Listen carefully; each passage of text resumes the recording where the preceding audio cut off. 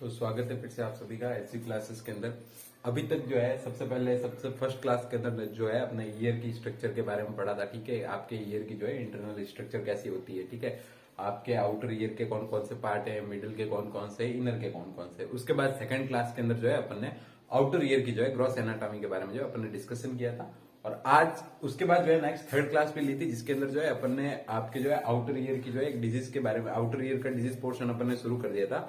और outer ear के disease portion के अंदर भी जो है अपन ने जो है आपके सीरुमन इंफेक्शन या वैक्स इंफेक्शन वाली डिजीज के बारे में जो पढ़ा था कि क्या होता है सीरुमन इंफेक्शन या क्या होता है आपके वैक्स इंफेक्शन। ठीक है, आज अपन डिस्कशन करेंगे नेक्स्ट अपनी जो डिजीज कंडीशन है वो आउटर ईयर की डिजीज कंडीशन है। सेकंड डिजीज कंडीशन है जो है आपके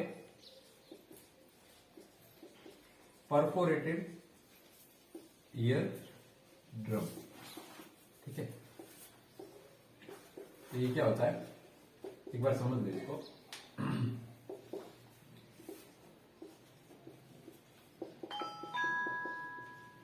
it is a condition of tympanic membrane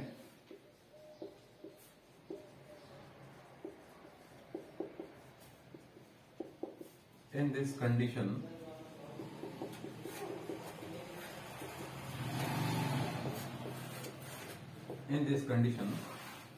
tympanic membrane or eardrum can be perforated. ठीक है, परफोरेशन का दूसरा मीन्स होता है हॉल हो जाना। Perforated due to external causes और स्टिमुलाई। ठीक है, तो क्या होता है परफोरेटेड ईयर ड्रम? क्या होता है? It is a condition of the tympanic membrane. ठीक है, आपका कान का जो पर्दा होता है इसको ईयर ड्रम बोलते हैं, टिम्फेनिक मेम्ब्रेन भी बोलते हैं। ठीक है, तो it is a condition of the tympanic membrane. In this condition tympanic membrane और ear drum can be perforated, यानी उसमें छेद हो जाता है या हॉल हो जाता है या फट जाता है। ठीक है, due to external causes of the stimuli, कोई भी बाहर के कॉज के कारण या स्टिमुलाई के कारण। अब वो कॉज या स्टिमुलाई जो होता है वो कोई इंजरी हो सकती है। ठीक है, इसके अलावा कोई भी ट्रोमेटिकल इवेंट हो सकता है। ठीक है, कोई भी अदर आपकी जो बॉडी के अंदर इन्फेक्शन होता है वो हो सकता है। ठीक है, तो उसके कारण जो है आपका नॉर्मली जो टिम्फेनिक मेम्ब्रेन होती है या जो आपका ईयर ड्रम होता है उसके अंदर परफोरेशन या छेद हो जाता है, उसको अपन क्या बोलते हैं परफोरेटेड ईयर ड्रम वाली कंडीशन बोलते हैं। ठीक है, यहाँ पे जो है साइड के अंदर आपको मोस्टली इमेज दिख रही होगी किस टाइप से आपको जो है ईयर का परफोरेशन होता है या किस टाइप से आपके टिम्फेनिक मेम्ब्रेन के अंदर जो है हॉल होता है। ठीक है, अब नेक्स्ट अपन डिस्कस करते हैं इसके कॉजेज के बारे में, क्या क्या जो है इसके पीछे कॉजेज होते हैं टिम्फेनिक मेम्ब्रेन परफोरेशन के बीच में या रप्चर के बीच में। ठीक है,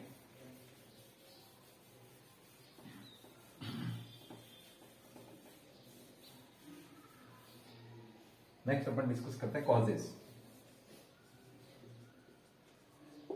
ठीक है, तो देखो इसका जो फर्स्ट और मेन कॉज होता है, ठीक है अभी समझा देता हूं। देखो अपन कई बार क्या करते हैं डेली लाइफ रूटीन के अंदर अपन क्या करते हैं, जैसे ये पेन है, बैठे है, कान के अंदर खुजली चल रही है, इसका नीब इसको ओपन किया, नीब लिया और कान के अंदर घुमा दिया, या कोई भी और भी चीज हो, जैसे आपके बाइक की चाबी होगी।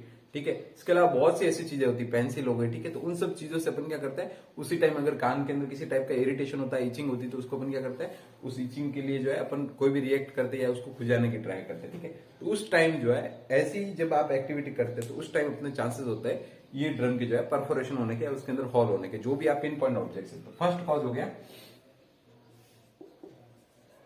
Due to insertion of pinpoint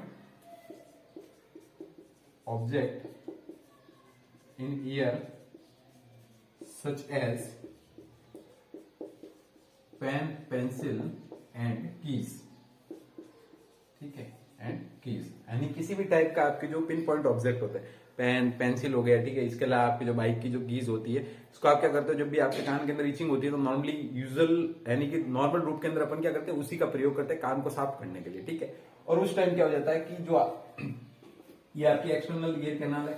ठीक है, ये आपकी एक्सटर्नल ईयर कैनाल है, ये आपका ईयर है। ठीक है, यहाँ आपका ईयर ड्रम होता है। अब अपन कोई भी चीज ऐसी नुकीली चीज अगर इंसर्ट करेंगे ठीक है। तो ये डायरेक्टली क्या करेगी, अपन क्या करते हैं, अपन ट्राई करते हैं इससे आपकी जो भी इचिंग हो रही है, इरिटेशन हो रही है वो दूर हो जाए। लेकिन कभी कभी क्या होता है किसी किसी कंडीशन के अंदर कि आपकी जो टिम्फेनिक मेम्ब्रेन होती है, कान का जो पर्दा होता है ओवल शेप का, यहाँ पे इसको क्या कर देती है, इंजर्ड कर देती है या इसके अंदर जो है छेद कर देती है। ठीक है। तो इस टाइप की इंजरी कॉज हो सकती है। ठीक है। सेकेंड कॉज हो सकता है आपका middle ear infection. Middle ear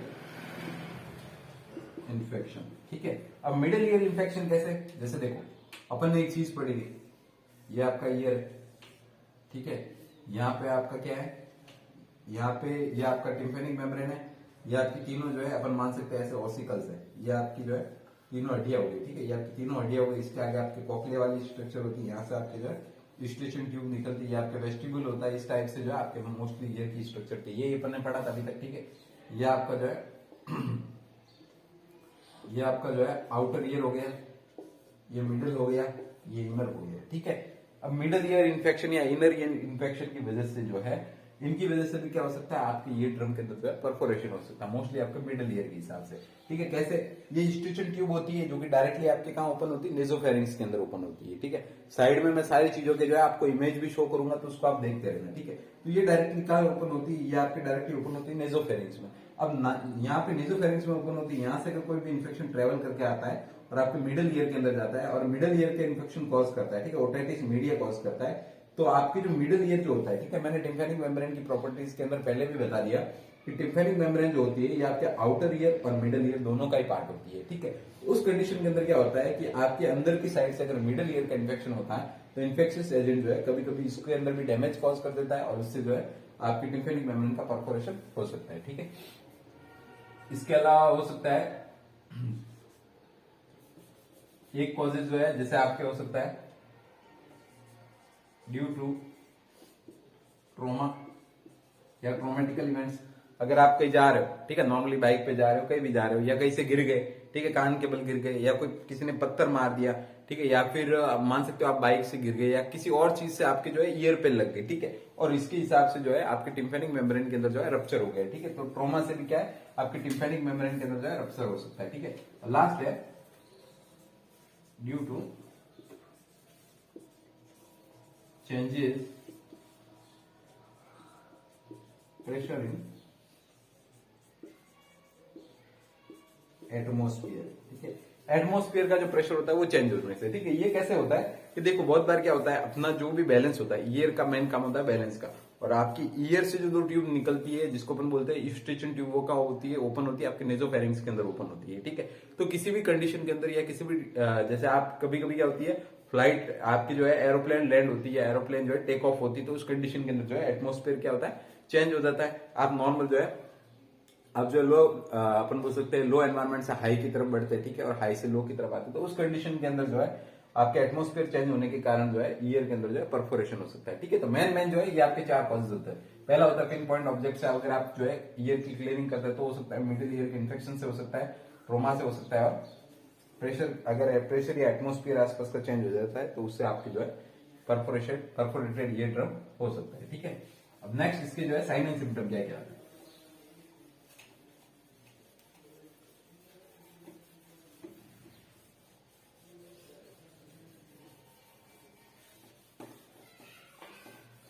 next इसके साइन एंड सिम्टम क्या है। साइन एंड सिम्टम के अंदर जो है अपन देखते, देखो सबसे फर्स्ट साइन एंड सिम्टम के अंदर जो फर्स्ट देखेंगे, ठीक है, तो फर्स्ट जो होगा आपको टिनीटीनेस होगा।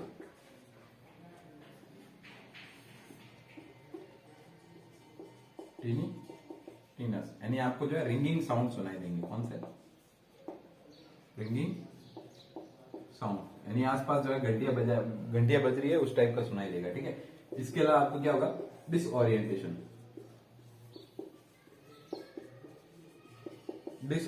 होगा। ठीक है। इसके अलावा आपके ईयर के अंदर क्या होगा, पेन होगा। ठीक है। डिसओरिएंटेशन का मीन्स है कि आपको चक्कर टाइप इस टाइप होगा। ठीक है। पेन होगा। पेन के अलावा जो है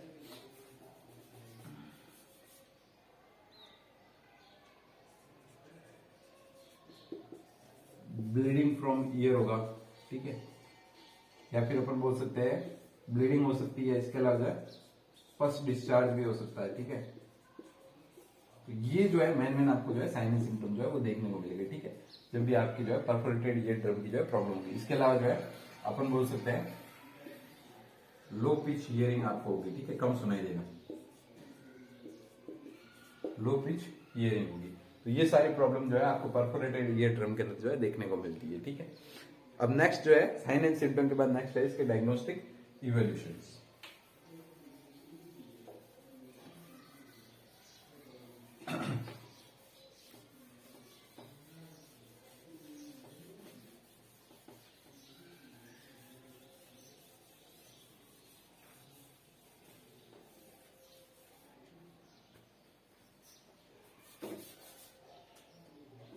डायग्नोस्टिक इवोल्यूशन के अंदर आप फर्स्ट करोगे हिस्ट्री कलेक्शन, ठीक है, नेक्स्ट फिजिकल एग्जामिनेशन, उसके बाद अपन क्या करते हैं ऑटोस्कोपी। ऑटोस्कोपी ये क्या होता है, ये लास्ट क्लास के अंदर मैंने बता दिया था, जिसके अंदर क्या होता है इस टाइप का आपका एक इंस्ट्रूमेंट होता है जिसको अपन क्या बोलते हैं ऑटोस्कोप बोलते हैं, ठीक है। यहाँ आगे की साइड में इसकी क्या होती है फ्लैश लाइट होती है, यहाँ पे एंगल होता है, इसको अपन ग्रिप करते हैं और जो भी आपका जो भी ईएनटी वाला डॉक्टर होता है वो ईयर के अंदर इसके थ्रू चेक करता है, यहाँ से विजुअलाइज करता है कि उसके अंदर किसी भी टाइप का परफोरेशन वगैरह तो नहीं हुआ है, किसी टाइप का इन्फेक्शन इन्फ्लामेशन या किसी टाइप का पस्ट डिस्चार्ज ब्लीडिंग कुछ तो नहीं है, ये सारी चीजें जो है चेक की जाती है, ठीक है। अब इसके अलावा जो है नेक्स्ट अपना लास्ट रहेगा मैनेजमेंट, ठीक है। इसके अंदर अपन मैनेजमेंट क्या क्या करते हैं, अगर ये कंडीशन अराइज हो जाती है, ठीक है, तो मैनेजमेंट क्या क्या करते हैं।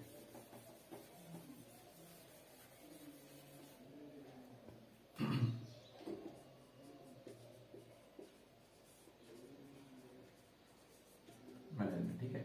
अब मैनेजमेंट के अंदर क्या होता है, अगर देखो सबसे पहले जब भी आपका परफोरेटेड ईयर ड्रम होगा तो मोस्ट कंडीशन के अंदर क्या होता है आपकी जो ईयर ड्रम होती है वो 6 से 7 दिन के अंदर जो है ऑटोमेटिक हील हो जाती है, ठीक है, या फिर कभी कभी क्या होता है 1 महीने के अंदर हो जाती है, ठीक है। लेकिन क्या होता है कि जब सीवियर लॉस हो जाता है, ठीक है, जब सीवियर डिस्ट्रक्शन हो जाता है, जब नॉर्मल जैसे अपन ये आपकी ईयर ड्रम है, ठीक है, इस टाइप से ईयर ड्रम की अपन स्ट्रक्चर होती है, ठीक है, ये आपकी कंप्लीट जो है इस टाइप की आपकी जो है ईयर ड्रम होती है, ठीक है, ये आपकी ईयर ड्रम है, ठीक है, एक तौर पर मानते हैं अपन इस टाइप से आपकी ईयर ड्रम होती है, ठीक है। ये अब किसी कंडीशन के अंदर क्या होता है जैसे ये जो है फट गई है, ठीक है, इसके अंदर जो है परफोरेशन हो गया और ये परफोरेशन इतना सा है 6-7 दिन या 1 महीने तक अगर ये हील हो जाता है कंप्लीटली ठीक हो जाती है तो कोई दिक्कत नहीं। कभी कभी क्या हो जाता है सीवियर केसेस के अंदर ये जैसे छेद ही बढ़ा है तो हील ही नहीं हो रहा है, ठीक है, तब अपन क्या करते हैं कि इसके अंदर जो है अलग अलग टाइप की जो है सर्जिकल जो है मैनेजमेंट अपन क्या करते हैं अप्लाई करते हैं, ठीक है।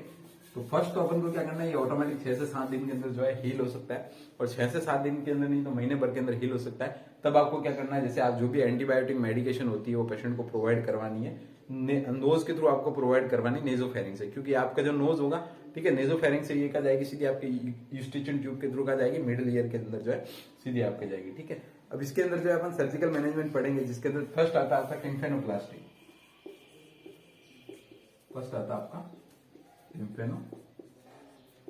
देखो मैं लिख देता हूं एक बार सारे, फर्स्ट टिम्फेनोप्लास्टी, नेक्स्ट आएगा आपका ऑसिक्युलोप्लास्टी, नेक्स्ट आएगा मैरिंगोप्लास्टी, मैरिंगो ये आई थिंक, हाँ मैरिंगोप्लास्टी,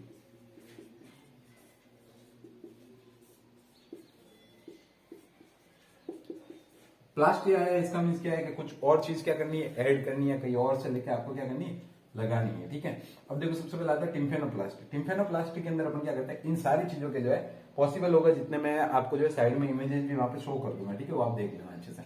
टिम्फेनोप्लास्टी के अंदर अपन क्या करते हैं जैसे ये आपका नॉर्मल ईयर है, ये आपका ईयर है, ठीक है, और यहीं पे मैं आपको बता देता हूँ ये आपका ईयर ड्रम है, अब इसके अंदर ये परफोरेशन हुआ है। तो टिम्फेनोप्लास्टी के अंदर तो मैं क्या करूंगा कि जब भी ट्रोमा या एक्सीडेंट हुआ तो उस टाइम क्या करूंगा इसके अंदर जो भी एक्स्ट्रा टिश्यू डेवलपमेंट हुए मैं उनको हटा के क्या करूंगा इसको रिपेयर करूंगा, ठीक है, वो होती है अपनी नॉर्मल टिम्फेनोप्लास्टी, ठीक है। नेक्स्ट है ऑसिकुलोप्लास्टी। ऑसिकुलोप्लास्टी के अंदर देखो साइड के अंदर आपको एक इमेज शो हो रहा होगा जिसके अंदर क्या करते हैं अपन बोन ही क्या करते हैं चेंज कर देते हैं। अगर किसी पेशेंट की बोन जो है, ठीक है, आपके अंदर की जो तीनों बोन होती है कौन कौन सी, मेलियस, इनकस और स्टेपिस, मेलियस, इनकस और स्टेपिस, ये तीनों जो बोन होती है अगर ये बोन जो है किसी भी रूप से जैसे हार्ड हो गई है, ठीक है, बोन की हार्डनिंग हो गई, इसके अलावा जो है बोन के अंदर जो है आपकी मिडिल ईयर के इन्फेक्शन के कारण जो है बोन डिस्ट्रक्ट हो गई है, ठीक है, तो उस कंडीशन के अंदर मैं ऑसिकुलोप्लास्टी के अंदर क्या करूंगा तीनों ही जो आपकी जो बोन होती है, ठीक है, इनको हटा के क्या करूंगा नई जो आपकी प्रोस्थेटिक बोन आती है, ठीक है, उनको ऐड कर दूंगा। या कोई ऐसा डोनर है जो कि बोन अपनी डोनेट कर रहा है तो मैं उसके थ्रू उसके ली गई बोन क्या करूंगा वहां पे प्लेस कर दूंगा, ठीक है, उसको अपन क्या बोलते हैं ऑसिकुलोप्लास्टी। एक होता है मैरिंगोप्लास्टी। मैरिंगोप्लास्टी के अंदर क्या करता है कि अपन जो है बॉडी के अलग अलग पार्ट है, जैसे मोस्टली जैसे आपके थाई हो गई, ठीक है, जो भी जहां पे आपका स्किन सरफेस ज्यादा होता है, तो वहां से क्या करते हैं, कुछ टिश्यू के पार्ट लेते हैं, और वो टिश्यू के पार्ट लेके मैं क्या करूंगा, जैसे ये देखो, ये सेम अपना ईयर है, ठीक है, ये अपने ईयर की स्ट्रक्चर है, ठीक है, ये आपका यहाँ पे क्या हो रखा है, परफोरेटेड ईयर ड्रम। अब मैंने थाई से या किसी भी पार्ट से क्या किया, कुछ टिश्यू लिए, और यहाँ पे अगर परफोरेटेड ईयर ड्रम है तो यहाँ पे कंप्लीट क्या कर दूंगा, उनको अप्लाई कर दूंगा, ठीक है, तो उससे आपका वापिस जो है ईयर ड्रम जो है हील हो जाएगा, ठीक है। इसको मैं क्या बोलूंगा, मैरिंगो प्लास्टिक। तो ये 3 टाइप का जो है आपका सर्जिकल मैनेजमेंट होता है, ठीक है। तो आज जो है अपन ने जो है वो परफोरेटेड ईयर ड्रम वाली जो डिजीज कंडीशन थी, सेकंड आपके आउटर ईयर की जो डिजीज कंडीशन थी, उसके बारे में पढ़ा, जिसके अंदर सबसे पहले परफोरेटेड ईयर ड्रम होता क्या है, उसकी डेफिनेशन पढ़ी। उसके बाद जो है उसके कौन कौन से मोस्ट कॉमन कॉजेज होते हैं, कॉजेज के बाद अपन ने पढ़ा कि अगर वो कॉज होते हैं तो उसके बाद उसके साइन एंड सिम्टम वो क्या अराइज करते हैं, ठीक है। और साइन एंड सिम्टम के बाद अपन ने पढ़ा कि डायग्नोस्टिक इवोल्यूशन क्या होता है, और डायग्नोस्टिक इवोल्यूशन की सारी चीजें पढ़ने के बाद पढ़ा कि इन सारी चीजों का जो है अपन मैनेजमेंट कैसे कर सकते हैं, ठीक है। तो ये 3 टाइप की आपकी सर्जिकल मैनेजमेंट होता है। इसके अंदर फर्स्ट होता है आपका टिम्फेनोप्लास्टी, जिसके अंदर अपन क्या करते हैं, नॉर्मली अगर एक्स्ट्रा टिश्यू डेवलपमेंट हो गए तो उनको हटा देते हैं और इसको रिपेयर करते हैं। ऑसिकल प्लास्टिक के अंदर बोन अगर हार्ड हो गई या बोन जो है वर्क नहीं कर रही है या मिडिल ईयर के कारण जो है बोन डैमेज हो गई, तो उस बोन को अपन क्या करते हैं, वापस रिपेयर करते हैं। ये मोस्टली रिपेयर कैसे करेंगे, या तो नई प्रोस्टेटिस बोन जो है वो लगा देंगे, ठीक है, बाहर से, या फिर कोई भी डोनर है उसने अगर अपनी बोन डोनेट की है तो वो बोन अपन वहां पे क्या कर देंगे, अप्लाई कर देंगे, ठीक है। एक होता है मैरिंगोप्लास्टी। मैरिंगोप्लास्टी के अंदर अपन क्या करेंगे कि कोई भी बॉडी का टिश्यू या स्कार लेंगे और वो स्कार यहाँ पे क्या करेंगे, अप्लाई कर देंगे, ठीक है। तो ये आपका जो है कंप्लीट परफोरेटेड ईयर ड्रम हो गया। अब नेक्स्ट क्लास के अंदर जो है अपन जो है ओटाइटिस एक्सटर्ना के बारे में डिस्कस करेंगे और उसके बाद आपका जो है आउटर ईयर कंप्लीट हो जाएगा। Thank you.